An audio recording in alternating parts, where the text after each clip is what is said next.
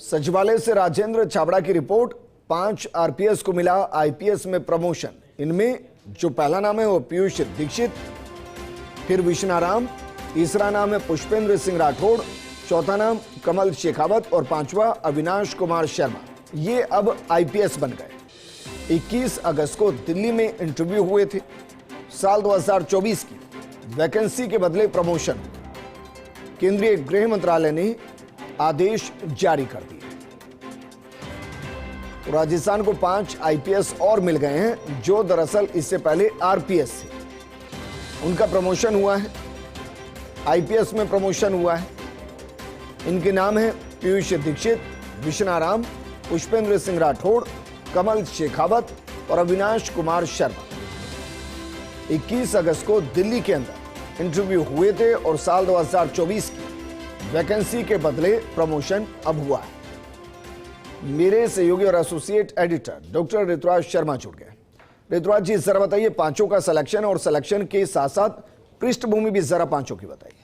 जो इसमें मापदंड रखा है वो इसमें कोई ऐसी बात नहीं थी कि कोई अड़चन आ रही हो। जैसे हमने पिछले जो देखी थी बोर्ड की बैठक, उसमें ये अड़चन आ रही थी कि लोकेश सोनवाल का एक मामला अटका हुआ था और इस कारण से पूरी बोर्ड बैठक ही स्थगित हो गई थी और फिर से दोबारा से बोर्ड बैठक हुई थी, फिर से उनके वरिष्ठता का निर्धारण हुआ। बहरहाल ये पांचों जो आरपीएस हैं ये अब अपने अपने काम में दक्ष हैं। काफ़ी फील्ड पोस्टिंग की है और जगह जगह जेलों को, थानों को और बंदोबस्त को इन्होंने बखूबी संभाला है। जैसे कि आपने नाम बताए, पीयूष दीक्षित हैं, विष्णाराम हैं, पुष्पेंद्र सिंह शेखावत हैं, कमल शेखावत हैं, अवनीश हैं।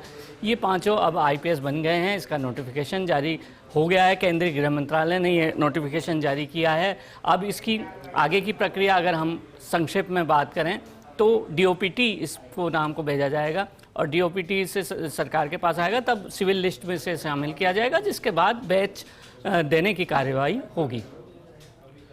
और ये आईपीएस पूर्ण रूप से आईपीएस के तौर पर कब से जिम्मेदारियों को संभालना शुरू करेंगे? क्या कोई ट्रेनिंग प्रोसेस होता है?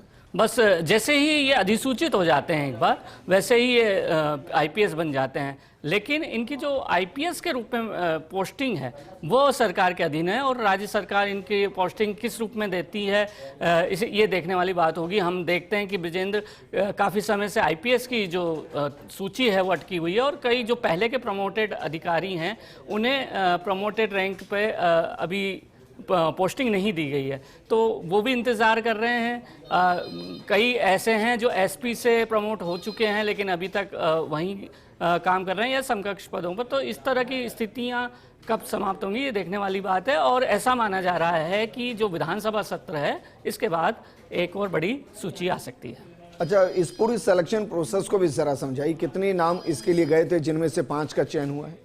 देखिए, ये 5 रिक्त पद थे और 2024 की जो वैकेंसी थी उसमें 5 रिक्त पद के अगेंस्ट यानी उसके विरुद्ध, उन पदों के विरुद्ध 15 नाम भेजे गए थे और 15 में कई तरह के आरपीएस इसमें शामिल थे और वरिष्ठता में जो 5 ऊपर के जो नाम हैं उनका सिलेक्शन किया है। और इस बार कोई ऐसी दुविधा नहीं थी या ऐसी कोई शंका नहीं थी, क्योंकि पिछली बार जैसा मैंने बताया लोकेश सोनवाल का प्रकरण सामने आ गया था। अभी इस बार कोई भी ऐसा प्रकरण सामने नहीं है। तो आधार इंटरव्यू रहा या वरिष्ठता रहा? देखिए, इंटरव्यू नहीं होता इसमें, केवल वरिष्ठता देखी जाती है। वरिष्ठता देखी जाती है, एसीआर देखी जाती है और यह देखा जाता है कि उनका जो पिछला जो रिकॉर्ड है वो साफ सुथरा है या नहीं। इसमें ज़रूरी ये होता है कि 5 में से 3 आउटस्टैंडिंग एसीआर हो तो उसको प्राथमिकता दी जाती है और इसी के लिए बार बार कहा जाता है कि फील्ड पोस्टिंग बेदाग रहना चाहिए।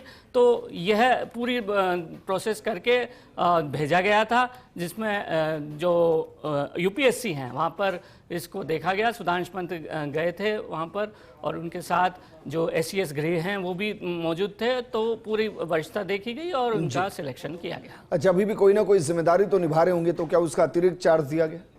देखिए, ये सब बातें हैं गृह विभाग के अधीन, लेकिन अब जब तक इनको कोई नया पद नहीं दिया जाता तब तक ये अपने समान उसी पद पर कार्य करते रहने का इनका ऑर्डर होता है और वही वो करते हैं। और जब जैसे ही डीओपी एक आदेश जारी करेगी नया पद के लिए, वैसे ही ये नया पद संभालेंगे, जी। तब तक पुराना पद संभालते रहेंगे। डॉक्टर ऋतुराज शर्मा, शुक्रिया तमाम जानकारी हमारे साथ साझा करने के लिए और इस पूरी खबर का विश्लेषण करने के लिए।